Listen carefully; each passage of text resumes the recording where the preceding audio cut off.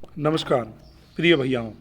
आज हम कक्षा द्वादशी कला वर्ग विषय इतिहास का अध्याय 3 बाह्य आक्रमण और आत्मसातीकरण के बारे में अध्ययन करेंगे। इस अध्याय का एक प्रकरण हम लेते हैं यूनानी आक्रमण और भारत की राजनीतिक स्थिति के बारे में। यूनानी आक्रमण के समय भारत की क्या स्थिति थी, किस प्रकार स्थिति में परिवर्तन हुआ, उसके बारे में अध्ययन करेंगे। यूनानी आक्रमण व भारत की राजनीतिक स्थिति को समझने के लिए सबसे पहले हमें कुछ बिंदुओं को समझना होगा, जिसमें हम उनका परिचय लेंगे। फिर सिकंदर का भारत में आगमन, राजा पेरू, पोरस प्रतिरोध के बारे में पढ़ेंगे और सिकंदर का लौटना, उसके कारणों के बारे में। सबसे पहले चलते हैं परिचय की अगर हम बात करें तो हम कह सकते हैं कि अंतिम मौर्य सम्राट जो थे बृहदस्त की हत्या करके पुष्यमित्र शुंग ने 185 ईस्वी पूर्व में मौर्य साम्राज्य की स्थापना कर दी थी।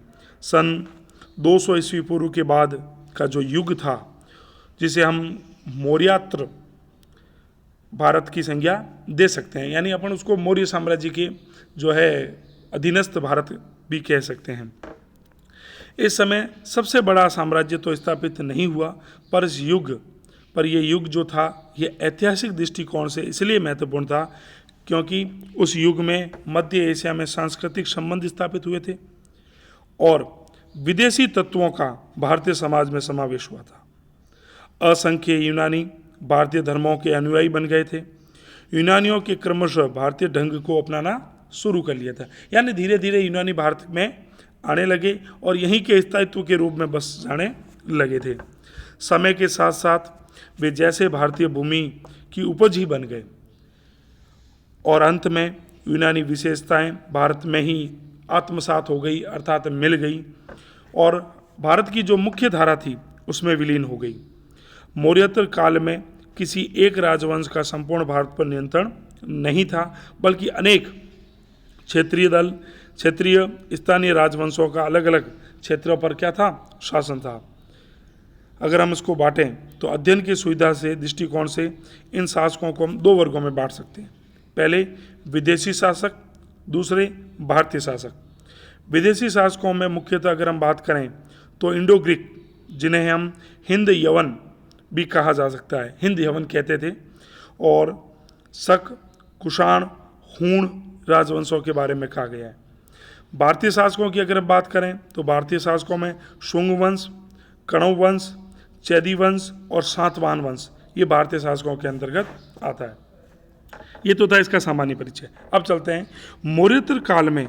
हमारा तात्पर्य, अगर हमने एक शब्द आया है पहले मौर्योत्तर काल। मौर्योत्तर काल क्या? मौर्योत्तर काल की अगर हम बात करें तो हम मौर्योत्तर काल से हमारा सामान्य अर्थ यह है कि जो मौर्य साम्राज्य के पतन से लेकर गुप्त साम्राज्य के उद्भव तक के इतिहास को बताता है, वो क्या कहलाता है? मौर्योत्तर साम्राज्य। यह वह काल है जब मौर्यों को केंद्रीकृत शासन व्यवस्था बिखर रही थी और विदेशी राजवंश भारत पर नियंत्रण आक्रमण कर रहे थे। दूसरी ओर कई भारतीय राजवंश अपने अस्तित्व के लिए क्या थे? संघर्षरत थे, यानी अपने अस्तित्व को पुनः प्राप्त करना चाहते थे और उसके लिए प्रयास कर रहे थे। अब चलते हैं जानकारी के स्रोत। ये संपूर्ण जानकारी के क्या क्या स्रोत हैं, स्रोतों के बारे में। तो हम कह सकते हैं कि मौर्यों की पराजय के बाद तुरंत बाद के समय के लिए गार्गी संहिता, पतंजलि के द्वारा महाभाष्य, दिव्यादान, कालिदास के जो है वो मालविकांगी मित्र, बाणभट्ट के हर्ष चरित्र और इतिहासकार कलन की एक ऐतिहासिक पुस्तक जिसको राजतरंगिणी के नाम से जाना जाता है। इन सभी के माध्यम से जो है हम जानकारी प्राप्त कर सकते हैं। अगर हम और बात करें तो कुषाण राजा कनिष्क के दरबार में उस समय उच्च कोटि के दार्शनिक, वैज्ञानिक और साहित्यकार रहा करते थे। कनिष्क के दरबार में एक महान कवि भी रहते थे जिसका नाम था अश्वघोष, जिसने संस्कृत में बुद्ध चरित्र, सौद्रानंद महाकाव्य, सूर्यालंकार व शारीपुत्र जैसे बहुत बड़े प्रकरण जो है लिखे। शून्यवाद, सापेक्षवाद और माध्यमिक सूत्र के प्रवर्तक कहे जाने वाले नागार्जुन भी इसी कालखंड, कौन से कालखंड? मौर्योत्तर कालखंड के प्रसिद्ध दार्शनिक हुआ करते थे। उसके अलावा अगर हम बात करें तो चरक संहिता के रचयिता महेश्वरी चरक, इसके अलावा विदेशी साहित्यों की बात करें तो चीनी इतिहास ग्रंथ चीनी यात्री हेनसोंग की यात्रा वर्णन, तिब्बती इतिहासकार तारानाथ के साथ साथ बौद्ध विद्वान वसुमित्र हैं, और साहित्य त्रिपिटक मिलिंद पन्ह, ऐसे बहुत से विदेशी आक्रमणकारियों की जानकारी हमें उपलब्ध होती है।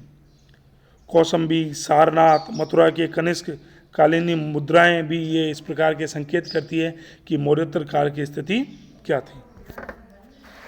सिकंदर के साथ आए आर्य नियाकश, ओनेसिक्रिटस और एरिस्टोबुलस जैसे लेखक से भी यह मदद मिलती है किसके बारे में जानकारी के लिए, मौर्योत्तर काल के बारे में जानकारी के लिए।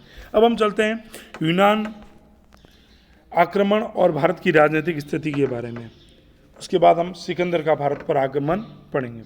यूनान आक्रमण, यूनानियों का आक्रमण किस प्रकार हुआ और उस समय भारत की राजनीतिक स्थिति में क्या परिवर्तन आए। तो हम कह सकते हैं कि जिस समय संसार को जीतने की इच्छा से मकदूनिया का शासक, कौन, सिकंदर, याद रखना ये मकदूनिया का शासक सिकंदर अपने सैनिक अभियान पर निकला, उस समय भी उत्तरी पश्चिमी भारत की स्थिति वैसी ही थी जैसी भारत पर हुई यूनानी आक्रमण से पहले की थी। वही स्थिति पूरा उत्तर पश्चिमी भारत छोटे छोटे कई राज्यों में विभक्त था।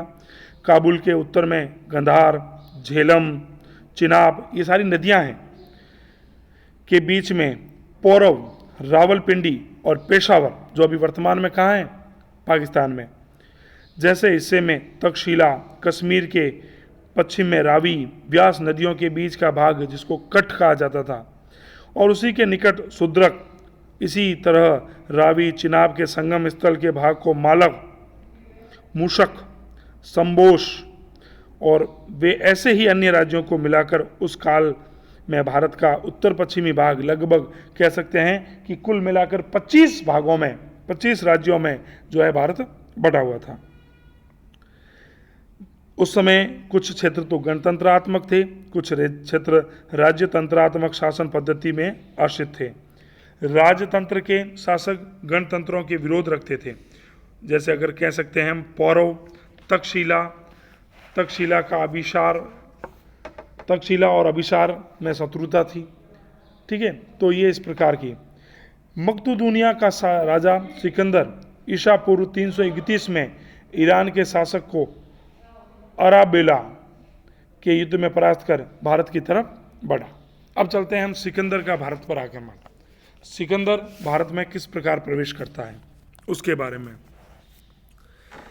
ईसा पूर्व यानी अगर हम कहें तो 327 ईसा पूर्व में मकदूनिया का शासक सिकंदर भारत की तरफ बढ़ने पर कुछ जो है देश प्रेमी से ओतप्रोत, यानी कई राजा ऐसे थे जो अपने राज्य को जाता हुआ नहीं देख सकते थे, देश प्रेम की भावना से ओतप्रोत सीमांतर राज्य यानी जो सीमा पर जो राज्य थे उन राज्यों में दिल खोलकर अपना सब कुछ मातृभूमि के लिए समर्पित कर दिया।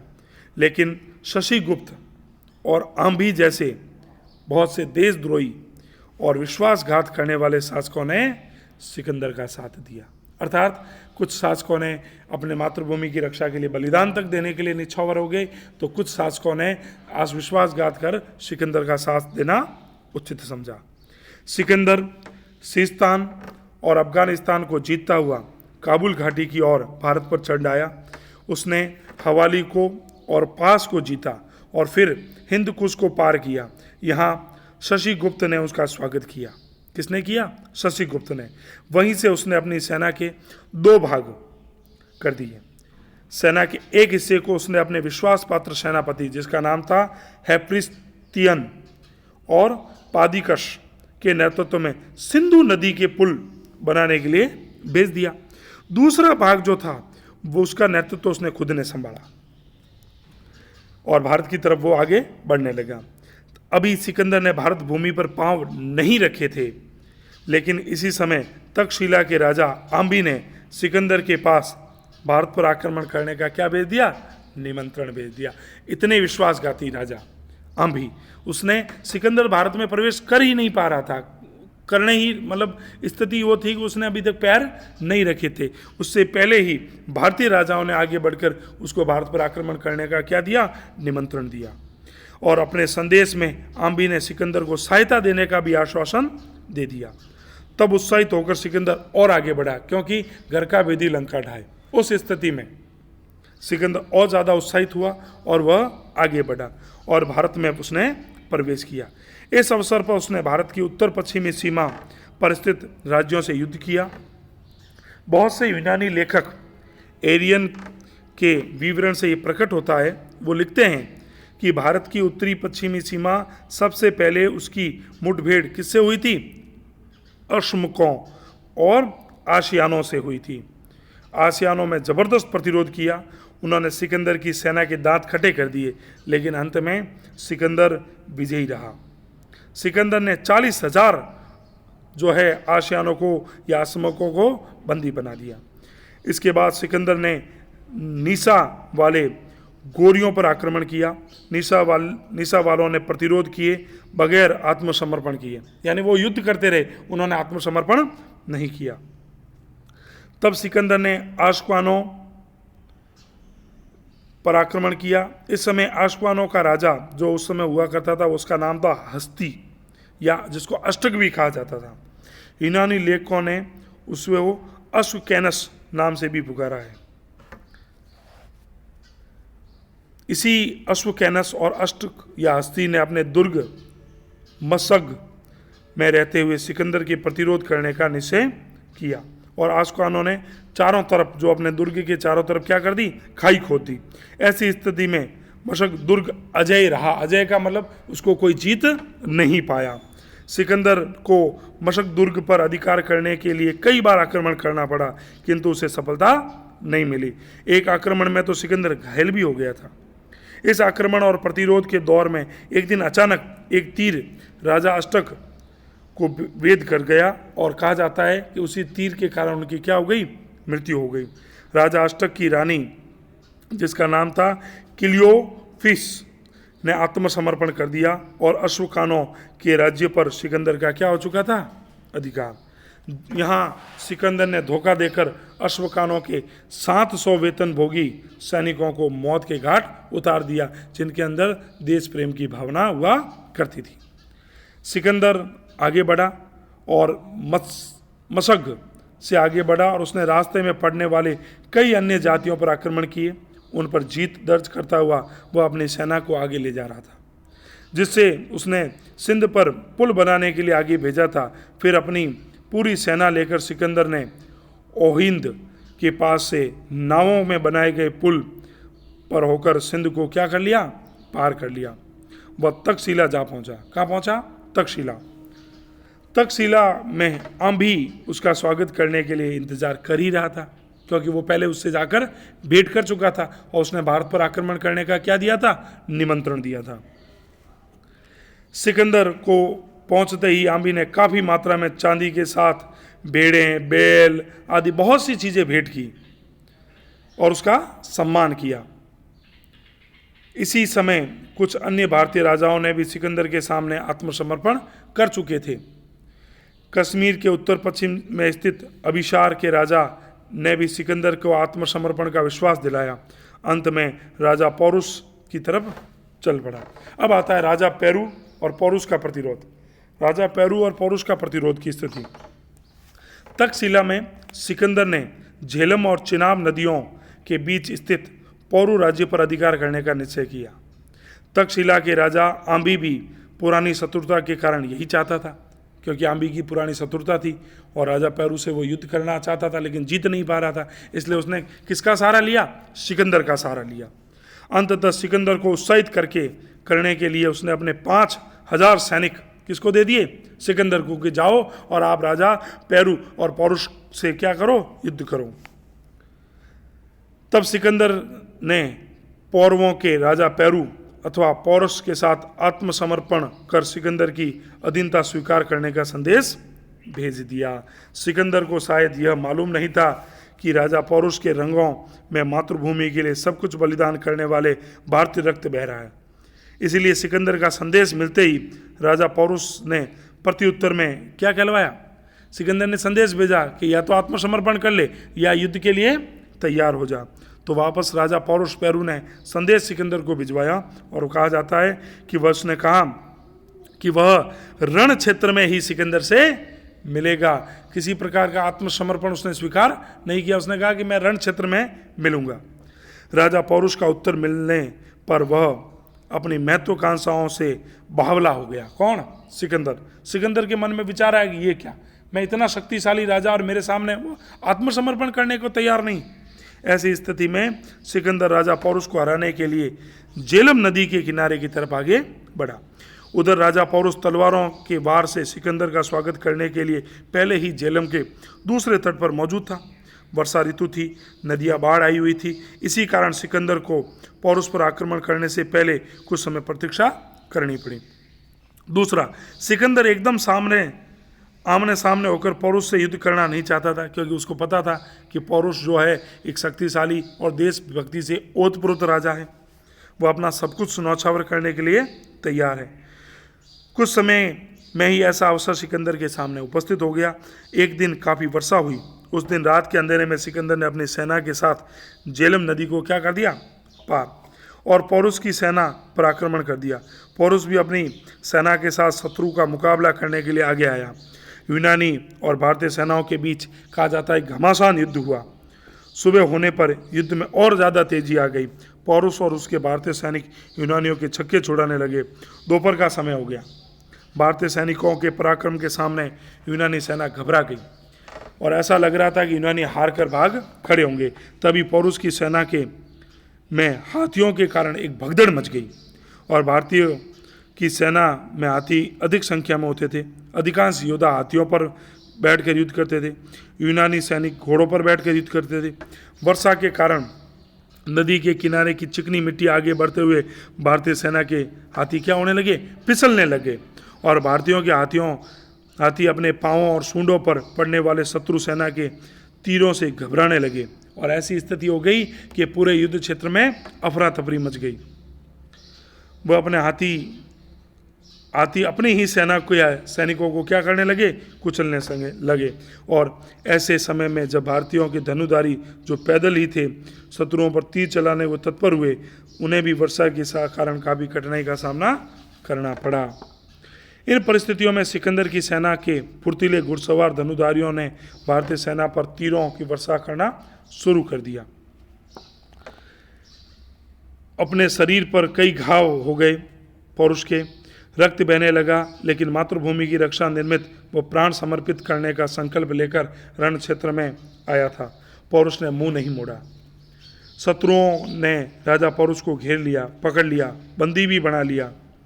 सिकंदर ने राजा पौरुष को पकड़ लिया था और लेकिन देखो, इस समय अहंकार में सिकंदर ने राजा पौरुष से ये पूछा, बंदी बनाए हुए राजा पौरुष से पूछता है कि उसके यानी राजा पौरुष के साथ कैसा व्यवहार किया जाए। सिकंदर अपने अहम भाव में राजा पौरुष से, बंदी बनाए हुए राजा पौरुष से पूछता है कि बता राजा पौरुष, तेरे साथ किस प्रकार का व्यवहार किया जाए। तो उत्तर में पौरुष ने क्या कहा पता है? उत्तर में पौरुष ने कहा कि जैसा एक राजा दूसरे राजा के साथ करना चाहता है। पौरुष का यह उत्तर सुनकर पहले तो सिकंदर अवाक हो गया, अचंभित हो गया, लेकिन भारत के उस वीर सपूत की निर्भरता की सिकंदर के मन पर छाप पड़ गई। सिकंदर ने उसके साहस का कायल हो गया और कहा जाता है कि उसका राज्य उसको वापस लौटा दिया गया। कुछ इतिहासकार सिकंदर के इस व्यवहार के पीछे कूटनीति भी मानते हैं। पौरुष जैसे शक्तिशाली राजा से मित्रता स्थापित कर सिकंदर शत्रु की तरफ एक निश्चित होकर भारत की ओर आगे बढ़ना चाहता था। सिकंदर की इच्छा कुछ भी रही हो, किंतु उसके व्यवहार यानी किसके व्यवहार ने राजा पौरुष को प्रभावित किया और पौरुष ने सिकंदर से क्या कर ली? मित्रता कर ली। ये तो था पौरुष और सिकंदर का प्रतिरोध। अब चलते हैं सिकंदर की सेना का स्थानिक विरोध। सिकंदर की सेना का स्थानिक विरोध अगर हम बात करें तो उत्तर पूर्वी पंजाब के छोटे राज्यों पर अधिकार करता हुआ सिकंदर भारत के भीतरी भागों में आगे बढ़ रहा था, लेकिन व्यास नदी पर पहुंचकर सिकंदर सेना ने आगे बढ़ने से इनकार कर दिया। वास्तविक यह थी कि सिकंदर की सैनिक लंबे समय से लड़ते लड़ते क्या हो चुके थे, थक चुके थे। उन्हें बहुत से सैनिक बीमार भी हो गए थे, बीमारी के प्रकोप से भी घबराने लगे थे और वह घर लौटना चाहते थे। यूनानी सैनिकों को मगध के नंद राजा की सैनिक शक्ति की सूचना भी मिल गई थी, इसलिए वो कुछ सैनिक घबरा भी गए थे, क्योंकि भारत की वीरता का अनुभव वो कहाँ देख चुके थे, राजा पौरुष से। सिकंदर के यूनानी सैनिक अब आगे न बढ़कर लौट जाना चाहते थे। ऐसी स्थिति में सिकंदर ने उन्हें समझाने और उनमें उत्साह पैदा करने की खूब कोशिश की, लेकिन उत्साहहीन सैनिकों की मनोदशा के चलते मजबूर होकर सिकंदर को वापस लौटना पड़ा। ये तो था सिकंदर का लौटना। लेकिन वो लौटे तो क्या स्थिति बनी। सिकंदर 19 महीनों तक भारत में रहकर झेलम मार्ग से वापस लौटा। उस समय उसने पंजाब को विजित कर लिया था। फिर वह लौटते हुए रावी और चिनाव के संगम स्थल पर पहुंचा। यहीं उसने शिबियों व अग्रश्रेणियों पर आक्रमण किया। इन आक्रमणों से उस अग्रश्रेणियों के साथ कड़ा संघर्ष करना पड़ा। कहा जाता है कि इसके पश्चात सिकंदर को मालवाओं और शूद्रकों के साथ भी जूझना पड़ा। मालवा और शूद्रकों ने सम्मिलित होकर सिकंदर का सामना किया और इसी के साथ संघर्ष में यूनानियों का घोर परेशानी उठानी पड़ी। तब यूनानी सेना ने फिर प्रतिरोध के लक्षण उभरे। उनके प्रतिरोध के कारण यूनानी हतप्रभव हो गए, यानी कमज़ोर हो गए। एक बार तो स्वयं सिकंदर घायल हो गया। तब उसने स्वामी की रक्षा के लिए यूनानियों ने प्राण प्रणय का युद्ध किया। मालवाओं को समझाकर सिकंदर के सामने संधि का प्रस्ताव भी किया गया। सिकंदर ने शूद्रकों के प्रस्ताव को स्वीकार किया और अपने एक विश्वास पात्र व्यक्ति, जिसका नाम था फिलिप्स, को वहाँ के मालकों व शूद्रकों के राज्य में छत्रप के रूप का छोड़कर सिकंदर अपने देश के लिए क्या बढ़ गया, आगे बढ़ा। वह सिंधु के मुहाने पर पहुंचा। वहाँ पर भी सिकंदर को जो है मैक्सिकैनस, संबोश व ऑक्सीकैनस राज्यों के निवासियों के साथ संघर्ष करना पड़ा। और कहा जाता है कि ईसा पूर्व 325 में सिकंदर ने भारत को छोड़ा। भारत छोड़ते समय अपनी सेना के 2 भाग किए, जिसमें न्योकस नामक अपने विश्वास पात्र सेनापति के नेतृत्व में उसने सेना का एक भाग जो था वो समुद्री मार्ग से यूनान के लिए रवाना किया और दूसरे भाग के साथ स्वयं वह काबुल होता हुआ ईसा पूर्व 324 के अंत में सिकंदर यूनान के सूसा नगर पहुंचा। और कहा जाता है कि वह बीमार पड़ गया और उसे बहुत तेज बुखार यानी ज्वर उसके शरीर को उसने घेर लिया था बुखार ने। और यहीं ईसा पूर्व 323 ईस्वी में केवल 32 वर्ष की आयु में उसकी क्या हो गई थी, मृत्यु हो गई थी। ये था सिकंदर का लौटना। अभी स्क्रीन पर कुछ आपको गरकारी दिखाई दे रहे हैं। इन गरकारे को अपनी उत्तर पुस्तिका में शुद्ध लेखनी में करना है। धन्यवाद।